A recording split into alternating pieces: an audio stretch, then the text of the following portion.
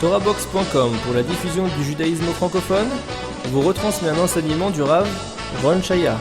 Bonne écoute et bon limoud.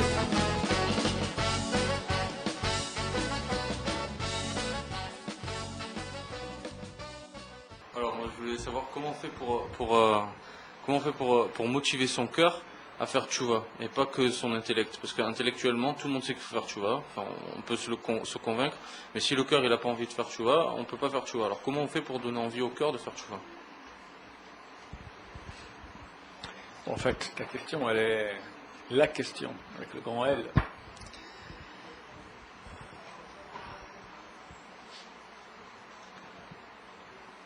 Bon, il y a deux sortes de gens, on peut dire. Les gens, les croyants, ceux qui savent, on va dire, c'est les sachants, ceux qui savent que la Torah est d'origine divine, ceux qui ne savent pas.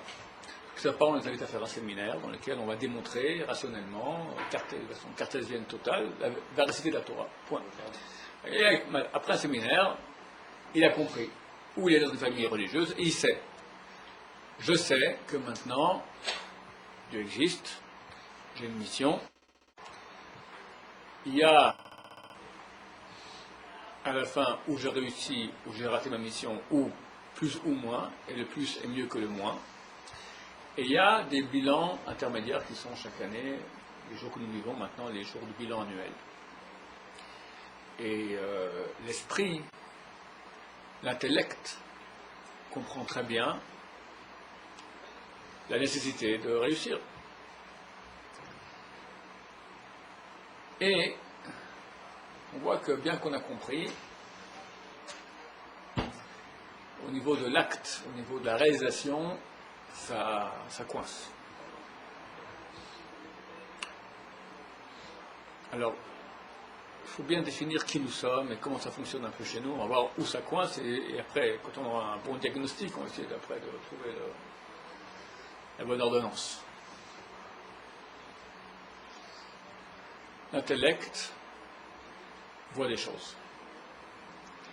L'intellect, ce n'est pas la partie la plus essentielle de mon être. L'essentiel de l'être, c'est ce que Chazal appelle le cœur. Ce qui est dans le cœur, je ne pense pas qu'il soit forcément là. Ce n'est pas la pompe qui fait le sang, mais le cœur, ça veut dire l'intériorité, c'est-à-dire moi. Je dis à quelqu'un maintenant, tu fumes, c'est pas peine de fumer. Il dit, je sais. Mais je veux quand même fumer. On va dire, il a une pulsion corporelle, il a un intellect qui lui dit de ne pas fumer. Alors lui va décider entre les deux. C'est qui ce lui? Celui, on appelle ça le cœur. Les mystiques juifs appellent ça le rouar. Le cœur.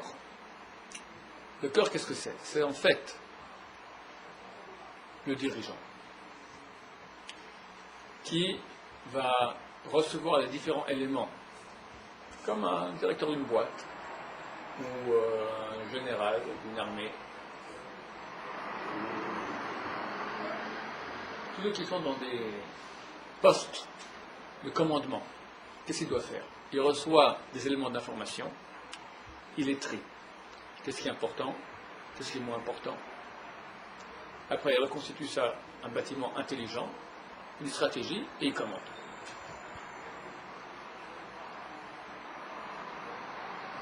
On appelle ça, au niveau de la pensée juive, le da'at. Le da'at. Da'at traduit en français connaissance. Moi, j'aurais appelé mieux conscience. La conscience. C'est-à-dire la conscience des choses. Je sais que c'est pas bien de fumer, mais je n'en suis pas conscient. Je sais. La conscience, c'est le vécu de la chose. Je sais que je vais être maintenant jugé dans quelques jours, je dois me préparer, mais au niveau de la conscience, ça passe à côté. Preuve en est que je reste relativement calme. Attends, si on arrivait à peut-être encore développer un peu ce que c'est la conscience. Alors prenons l'exemple de quelqu'un qui n'a pas de conscience. Un gosse qui s'amuse sur le balcon, au 6e étage, et il grimpe sur la balustrade, il monte, il descend de la balustrade, il y a 6 étages dessous. Un inconscient. Il n'est pas conscient d'ailleurs. Bien que ses yeux envoient l'information à 6 étages dessous, mais le rapport entre cela et la vie, pas de conscience. Il va grandir, ou ses parents comprennent que c'est danger de mort, attention.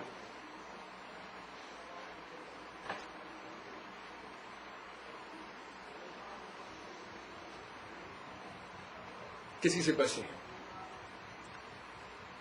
Comment on fait que l'intellect arrive à pénétrer le cœur, nous rendre conscients? Ça, c'est le secret vraiment de... Si on a ça, on a tout. Chazal disent, Chazal c'est nos sages de mémoire bénis, disent, un Talmid Chacham, c'est-à-dire quelqu'un qui connaît toute la Torah, beaucoup de Torah, qui a beaucoup de connaissances, qui n'a pas de date, qui n'a pas de conscience, Nevela Toba Emeno, ou Sharon n'est mieux que lui. Parce qu'avoir les connaissances, mais ça n'a aucun impact sur toi, c'est... Mieux vaut que tu restes un animal est moins grave que cela. Une charogne, c'est-à-dire que l'animal, il n'a pas de connaissance. Alors on comprend qu'il n'a pas de conscience. C'est une bêtise. Bon, mais on ne peut pas un animal d'être conscient. Mais un Talmid Chacham, qui est censé être l'homme le plus... qui a la connaissance la plus vaste du pourquoi et du comment de l'univers, si lui, il n'y a pas un rapport avec sa conscience, alors une charogne, il ne veut que lui. Ou bien, comme dit la Gemara dans Nedarim, traité Nedarim, elle me dit Da kaneta mahasarta. Si tu as obtenu le da'at, la conscience, il te manque rien. Da hasarta, il te manque ça, ma kaneta. Qu'est-ce que tu as obtenu dans ta vie? Quelqu'un qui a des millions, mais il n'a pas de conscience, il peut les dilapider. Mon père m'a dit dernièrement, il m'a dit qu'il connaît beaucoup de fils de millionnaires, que lorsqu'ils ont arrêté, en quelques années, ils sont devenus, ils ont tout perdu. Et là, il n'a pas de conscience. Il n'a pas bossé, il ne sait pas ce que c'est, il ne connaît pas ce business. Il n'a pas la conscience de ce que c'est que l'argent. Alors tu as beaucoup, mais tu n'as rien. Il te manque la conscience, tu n'as rien. Qu'est-ce que tu as obtenu? Tu n'as rien du tout. Tu as la conscience, qu'est-ce qui te manque? Il ne te manque rien. Attends, je ne parle pas au niveau de l'argent, je parle maintenant au niveau des choses qui sont essentielles. Si quelqu'un il est conscient du pourquoi et du comment de la vie, si il sait le pourquoi et le comment, mais il n'a pas conscience, ça ne sert à rien. La conscience, c'est la clé de tout. Et c'est une question dont on va beaucoup en parler. Alors je vais répéter. Ta question, c'est une illustration, mais en fait, ce que dit de la question de Hanan. Ça veut dire, je prends l'exemple des filles, voilà. Moi, je sais maintenant que je ne vais pas regarder les filles. Encore moins les toucher. Maintenant, ok, je sais, mais est-ce que je vis la chose?